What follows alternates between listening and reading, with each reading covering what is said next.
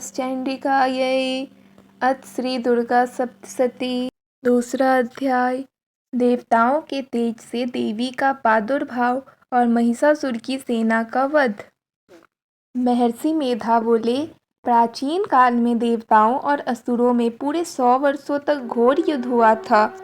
उनमें असुरों का स्वामी महिषासुर था और देवराज इंद्र देवताओं के नायक थे। इस युद्ध में देवताओं की सेना परास्त हो गई थी। इस प्रकार संपूर्ण देवताओं को जीतकर महिषासुर इंद्र बन बैठा था।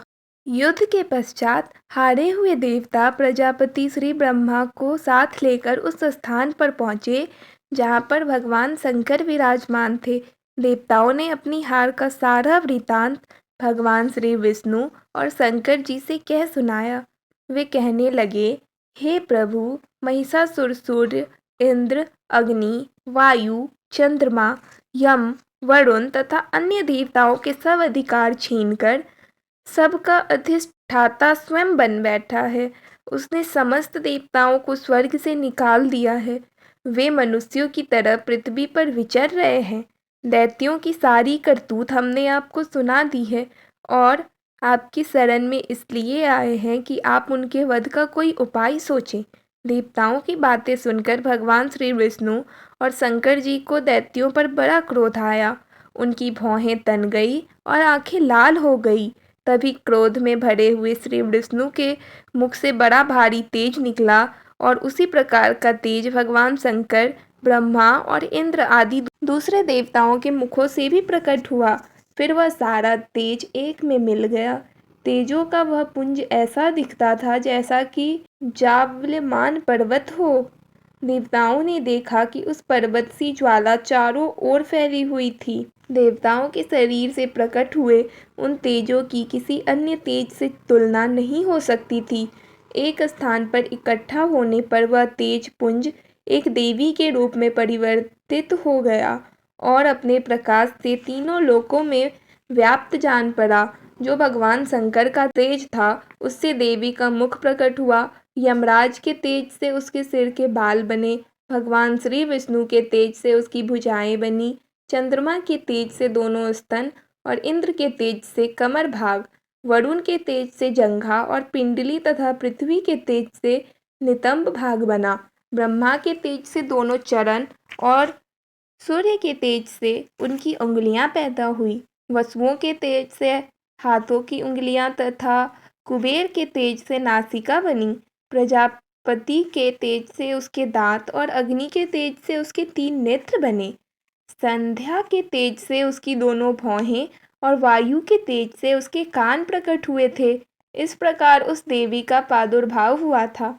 महिषासुर से पराजित देवता उस देवी को देखकर अत्यंत प्रसन्न हुए।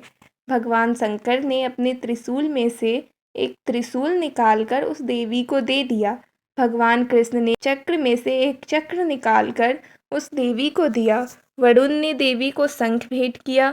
अग्नि ने इसे शक्ति दी। वायु ने उसे धनुष और वाण से पूर्ण तरकस दिए। सहस्त्र नेत्रों वाले देवराज इंद्र ने उसे अपने वज्र से उत्पन्न करके वज्र दिया और ऐरावत हाथी का एक घंटा उतारकर देवी को भेंट दी।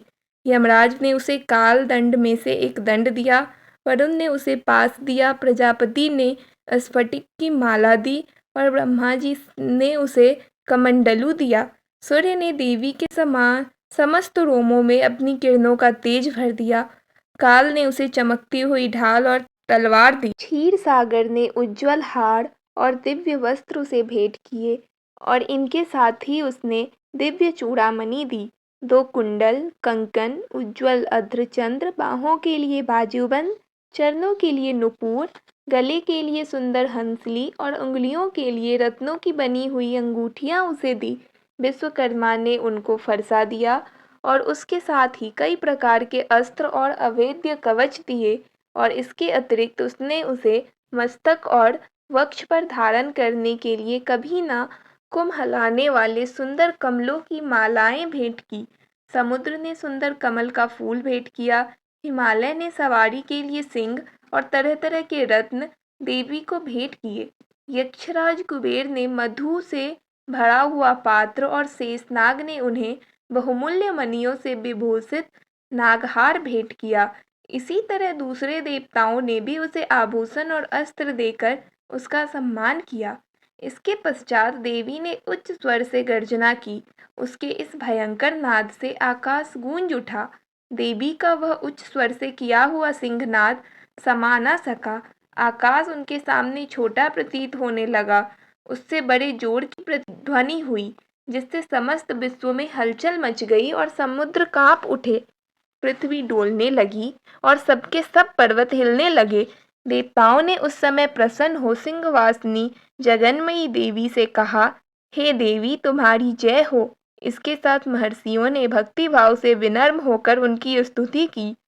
संपूर्ण त्रिलोकी को शोकमग्न देखकर दैत्यगण अपनी सेनाओं को साथ लेकर और हथियार आदि सजाकर उठ खड़े हुए। महिषासुर के क्रोध की कोई सीमा नहीं थी।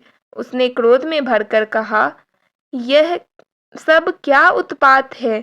फिर वह अपनी सेना के साथ उस ओर दौड़ा जिस ओर से भयंकर नाद का शब्द सुनाई दिया था। आगे पहुंचकर उसने देवी को देखा, जो कि अपनी प्रभा से तीनों लोकों को प्रकाशित कर रही थी। उनके चरणों के भार से पृथ्वी दबी जा रही थी। माथे के मुकुट से आकाश में एक रेखा सी बन रही थी और उसके धनुष की टंकार से सब लोग क्षुब्ध हो रहे थे।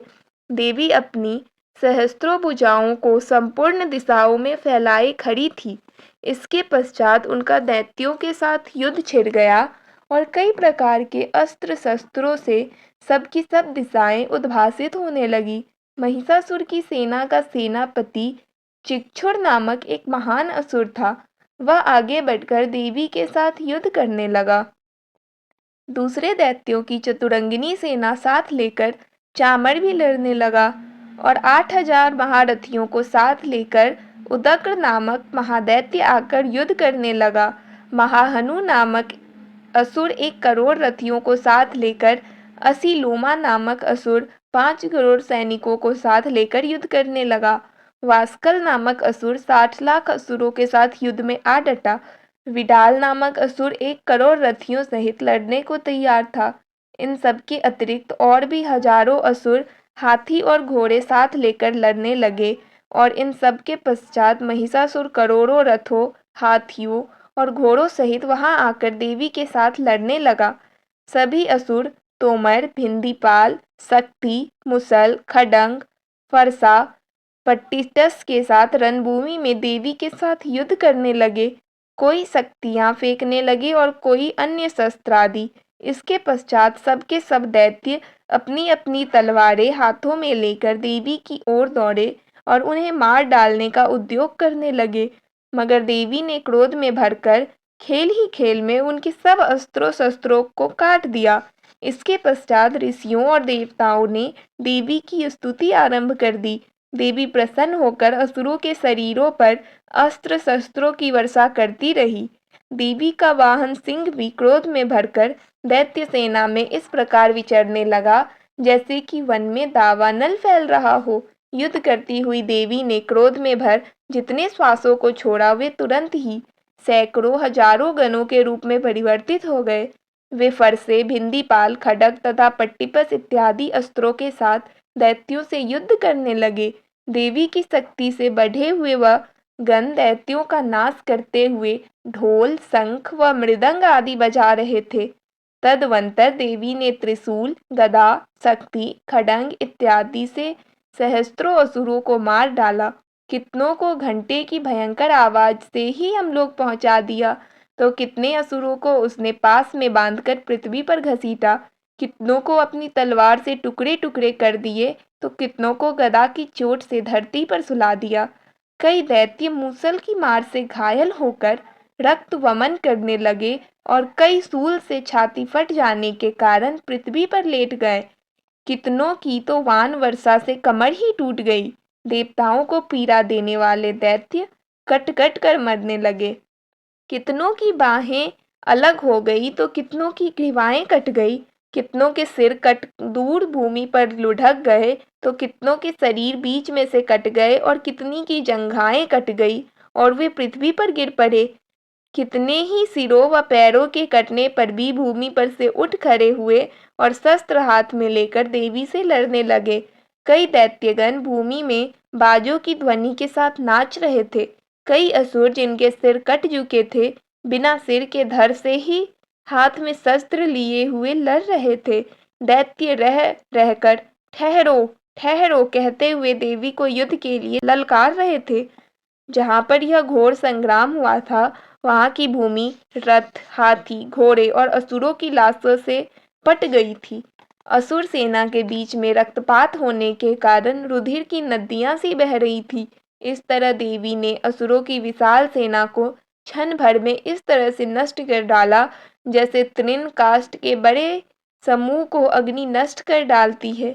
देवी का सिंह भी गर्दन के बालों को हिलाता हुआ और बड़ा शब्द करता हुआ असुरों के शरीरों से मानो उसके प्राणों को ढूंढ रहा था।